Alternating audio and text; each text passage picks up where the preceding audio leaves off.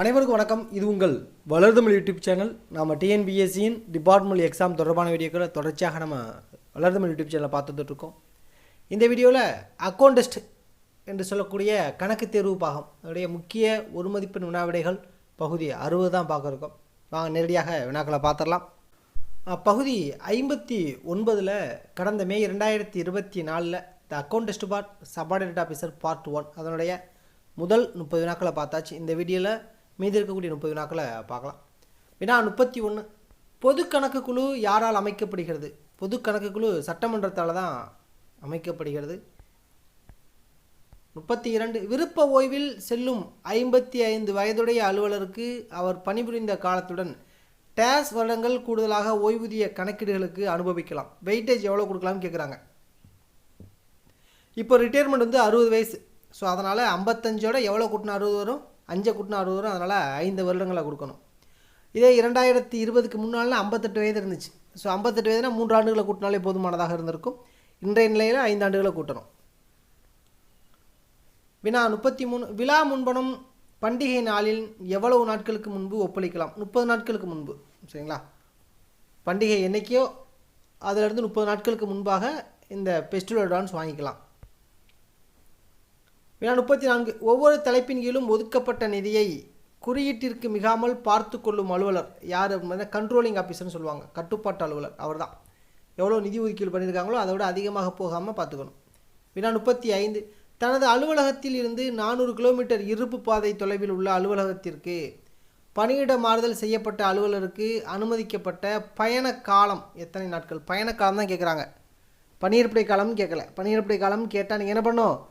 தயாரிப்பு காலம் 6 நாள் கொடுப்பீங்க, ப்ளஸ் இந்த பயணத்திற்கு 400 கிலோமீட்டர் வரை 1 நாள். ஸோ 6 1 7 நாள் கொடுப்பீங்க. இங்கே பயணம் மட்டும்தான் கேட்டிருக்காங்க. அப்போ பயணத்துக்கு 400 கிலோமீட்டர் வரை 1 நாள் தான் கொடுக்க முடியும். அப்போ ஒன்று தான் ஆன்சர். ஏன்னா 36, பொது சேமநல நிதி முன்பணம் பகுதி முன்பணம் மற்றும் இறுதி எடுப்பு முதலான பட்டியல்களை எந்த படிவத்தில் தயார் செய்ய வேண்டும்? So GPF hard final temporary advance எந்த படிவத்தில்னு கேட்டிருக்காங்க.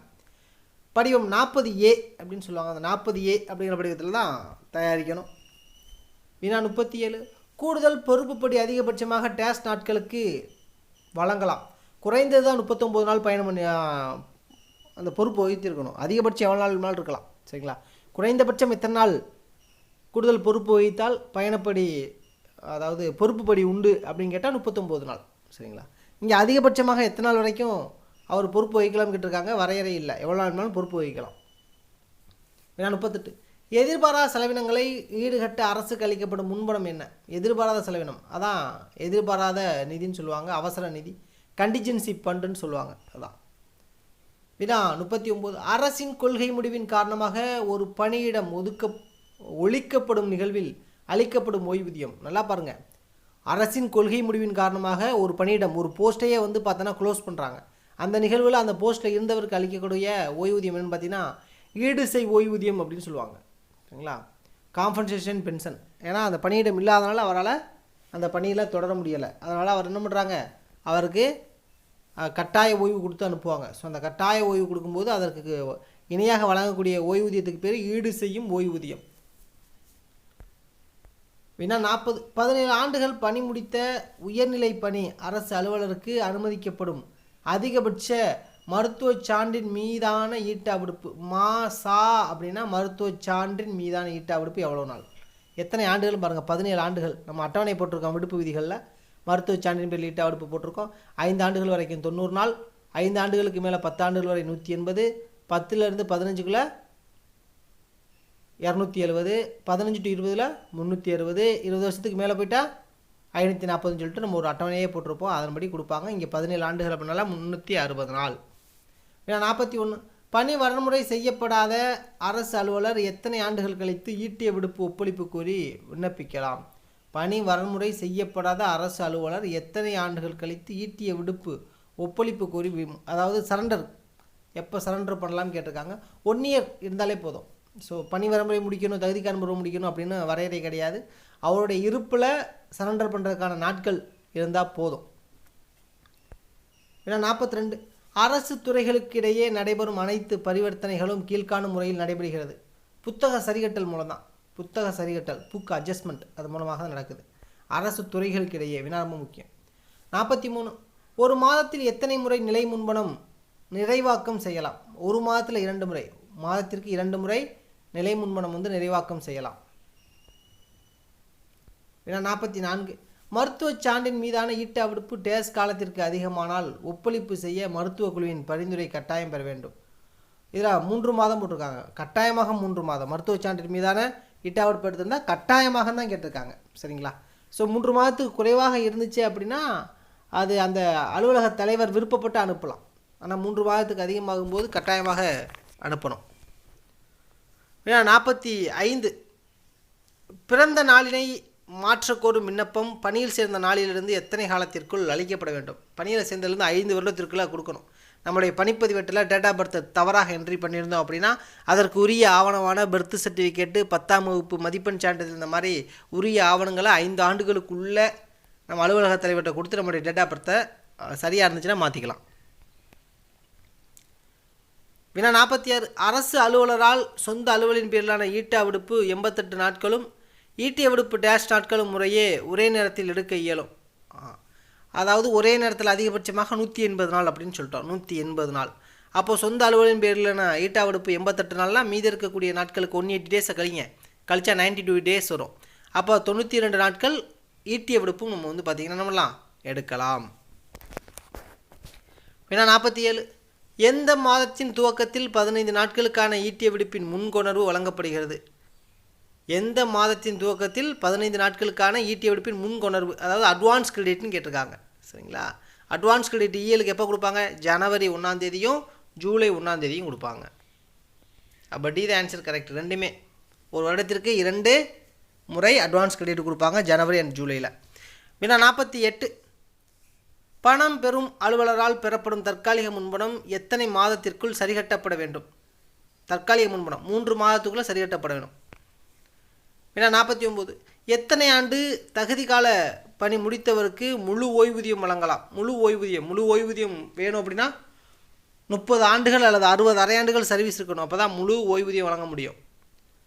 வினா 50 அதிகபட்ச ஈட்டிய விடுப்பின் இருப்பு வைப்பு நாட்கள் எவ்வளவு? அதிகபட்சமாக இஎல் எவ்வளோ ஃபைனல் சரண்டர் பண்ண முடியும்னா 240 தான். 240க்கு அதிகமாக இருந்தாலும் அது லேப்ஸ் ஆகிடும். மேக்ஸிமம் 240 தான். அதுவே சொந்த அலுவலின் பேரில் ஈட்டா விடுப்புனா 180 நாட்கள். அதில் 50% காசு ஆக்குவோம்.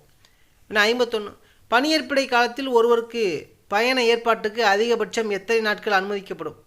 கேட்டுக்கு என்ன பாருங்கள், பணியேற்பிடை காலத்தில் ஒருவருக்கு பயண ஏற்பாட்டுக்கு, அப்போ ப்ரிப்பரேஷன் டைம் தான். சரிங்களா? தயாரிப்பு காலம் ப்ரிப்பரேஷன் டைம் தான். ஸோ பயண ஏற்பாட்டுக்கு தான். பயண ஏற்பாட்டுக்கு 6 நாட்கள். வினாவை தெளிவாக பார்த்துக்கணும். வினா 52 பணியிட மாறுதலில் புதிய அலுவலகத்தில் டேஸ் காலத்திற்குள் ஊதிய முன்பணம் பெறலாம்? 1 மாதத்துக்குள்ளே பெறலாம். 1 மாதத்துக்குள்ளே ஊதிய முன்பணம் பெறலாம். வினா 53 கூடுதல் பொறுப்புக்கான ஊதியம் நிலை பதவியின் ஊதியத்தில் டேஸ் என்ற விதத்தில் வழங்கப்படும்? 1/5. கூடுதல் பொறுப்புக்கான ஊதியம் எப்படி கொடுப்பாங்கன்னா அவருடைய நார்மல் ஊதியத்தில் 5ல் 1 பங்கு கொடுப்பாங்க. வினா 54 தற்காலிக பணி நீக்க காலத்தில் வீட்டு வாடகைப்படி டேஸ் என்ற விதத்தில் வழங்கப்படும்? வீட்டு வாடகைப்படி 100% அப்படியே கொடுத்துருவாங்க. வீட்டு வாடகைப்படி முழுமையாக கொடுத்துருவாங்க. வினா 55 பின்வரும் விதிகளின் கீழ் எந்த விதியின் கீழ் அயற்பணி தொடர்பான நடவடிக்கை மேற்கொள்ளப்பட்டு வருகிறது? அடிப்படை விதி 110 114 வரைக்கும் இருக்கக்கூடிய விதி என்ன சொல்லுதோ அதன் அடிப்படையில் ஃபாரின் சர்வீஸ் ஃபாலோ பண்ணிக்கிட்டு இருக்காங்க. 56 பயண செலவு தொடர்பான முன்பணம் பெறுவதற்கு தொடர்பாக தமிழ்நாடு நிதி விதி தொகுப்பு 1 டேஸில் குறிக்கப்பட்டுள்ளது. பயண செலவு தொடர்பான முன்பணம் பெறுவதற்கான படிவம் ஆர்டிகிள் 84 84 அதை பற்றி சொல்லியிருக்காங்களாம். வினா 57 தன் விருப்ப ஓய்வு கோரும் முன்னறிவிப்பு டேஸ் காலத்திற்கு முன்னர் அளிக்கப்பட வேண்டும்? தன் விருப்ப ஓய்வு வேணும் அப்படின்னா 3 மாதத்திற்கு முன்பாக அவர் விண்ணப்பம் கொடுக்கணும். அந்த 3 மாத காலத்தில் இதர விடுப்புகள் எதுவும் எடுக்கக்கூடாது. அப்படி எடுத்தால் மறுபடியும் அவர் ஒரு விண்ணப்பம் கொடுத்து அந்த விண்ணப்பம் கொடுத்தது 3 மாதம் சரியாக பணிபுரிஞ்சிருக்கணும். வினா 58 டேஸ் படி பணியிடை நீக்க காலத்தில் அனுமதிக்க இயலாது? எந்த படி பணியிட நீக்க காலத்தில் சஸ்பெண்ட் பீரியடில் எது கிடையாது அப்படின்னு கேட்டிருக்காங்க. வீட்டு வாடகைப்படி உண்டு பார்த்தோம், அகவிலைப்படி உண்டு பார்த்தோம், ஈடுசெய்ப்படி உண்டு, மருத்துவப்படி மட்டும் கிடையாது, மெடிக்கல் அலவன்ஸ் மட்டும் கிடையாது. ஏன்? அவர் தான் சஸ்பெண்ட் பீரியடில் தான் இருக்கார். ஸோ அதனால் மெடிக்கல் அலவன்ஸ் மட்டும் கிடையாது, அந்த 300 ரூபா மட்டும் கிடையாது. வினா 59 பதவி உயர்வில் விதி 22(1A)(1) அல்லது 22(1B)(1) கீழ் ஊதிய நிர்ணயம் செய்ய டேஸ் மாதங்களுக்குள் விண்ணப்பம் அளிக்க வேண்டும். ஆமாம், ஒருத்தர் ப்ரொமோஷன் ஆகிறாரு அப்படின்னா அவர் எவ்வளோ நாட்களுக்குள்ளே அவருடைய விருப்பத்தை தெரிவிக்கணும். சரிங்களா? 2 விதமான ஆப்ஷன் இருக்கும். ஒன்று நார்மல் இன்க்ரிமெண்ட்டை வாங்கிட்டு பே ஃபிக்ஸ் பண்ணுறது ஒரு ஆப்ஷன், இன்னொன்று வந்து அவருடைய பதவி உயர்வு நாள்லேயே பதவி உயர்வுக்கான பே ஃபிக்ஸ் பண்ணுறது ஒரு ஆப்ஷன். 2 ஆப்ஷன் இருக்கும்.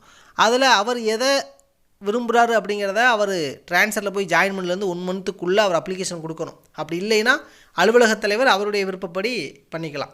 சரிங்களா? ஸோ அதான் இங்கே 1 மந்த்துக்குள்ளே. வினா 60 தற்காலிக பணி நீக்கத்தில் இருப்பவர் பிழைப்பூதியமாக கடைசியாக பெற்ற ஊதியத்தில் பெறக்கூடிய தொகை எவ்வளவு? பிழைப்பூதியம் அடிப்படை ஊதியத்தில் 50% மேக்ஸிமம் பிழைப்பூதியமாக கொடுப்பாங்க. இது 6 மாதம் வரைக்கும் கொடுப்பாங்க. 6 மாதத்திற்கு பிறகு அந்த சஸ்பெண்டுக்கு தொடர்வதற்கு அந்த எம்ப்ளாயி காரணமாக இருந்தால் அந்த 50-25% வரைக்கும் குறைக்கலாம் வாய்ப்பு இருக்குது. அந்த பணியாளர் அதற்கு காரணம் இல்லை அப்படின்னா 50லிருந்து 75ஆக உயர்த்துவதற்கும் வாய்ப்பு உண்டு. சரிங்களா? இப்போது இந்த வீடியோவில் மீது இருந்த 30 வினாக்களை பார்த்தாச்சு. அப்படியே கீழே டிஸ்கிரிப்டிவ் கொஸ்டின்ஸ் கீழே இருக்குது, ஒன்று அதையும் லைட்டாக அப்படியே பார்த்துருவோம். டிஸ்கிரிப்டிவை பொறுத்தளவுக்கு 1 மணி நேரத்தில் 40 மதிப்பெண்களுக்கு நீங்கள் எழுதுகிற மாதிரி இருக்கும். 10 5 மார்க் கொடுத்துருவாங்க. அதில் நீங்கள் 8 5 மார்க் எழுதணும். ஏதாவது 8 எழுதுனா போதும். இப்போ இதில் கேட்ட 10 வினாக்களுமே வந்து பார்த்தோம்னா தியரி கொஸ்டின் தான் கேட்டிருக்காங்க. அப்படியே ஒன்று ரீட் பண்ணிடுறேன். வருவாய் கணக்கு, ரெவன்யூ அக்கௌண்ட், அனுமான ஊதியம், ஓய்வூதிய ஒப்பளிப்பு ஆணை, ஊதிய உயர்வு சான்றிதழ், செலுத்து சீட்டு, அயல் துறை பணி, ஃபாரின் சர்வீஸ் அயல் பணி, கட்டாய காத்திருப்பு காலம், எண் அறிக்கை, கணக்கில் மாற்றம், ஊர்தி குறிப்பேடு. 10 வினாக்களுமே ரொம்ப எளிமையான வினாக்கள். சரிங்களா? இந்த 10 வினாக்களுமே கூட 1 ஹவரில் எழுதலாம். அந்தளவுக்கு எளிமையாக தான் இருக்கும். ரொம்ப ஷார்ட்டாக எழுதக்கூடியதான். நீங்கள் ஒரு 6லேருந்து ஒரு 8 பாயிண்ட் குறைந்தது எழுதுகிற மாதிரி ஒரு வினாவுக்கு ஒரு 7 நிமிஷத்துலேருந்து ஒரு 8 நிமிஷத்துக்குள்ளே எழுதுகிற மாதிரி நீங்கள் கம்ப்ளீட் பண்ணாலே போதும். ரீடபிள் ஹேண்ட் ரைட்டிங் கொஞ்சம் தெளிவாக இருக்கணும், பார்த்துக்கிறங்க. வினாக்கள் ஏதேனும் சந்தேகம் இருப்பின் ஆங்கில வடிவில் கொடுக்கப்பட்டுள்ள வினாக்களே இறுதியானவை. இதை தெளிவாக பார்த்துக்கிறங்க. சரிங்களா? ஓகே, இது போன்ற மற்றொரு துறை தேர்வு தொடர்பான தகவலில் சந்திப்போம். நன்றி.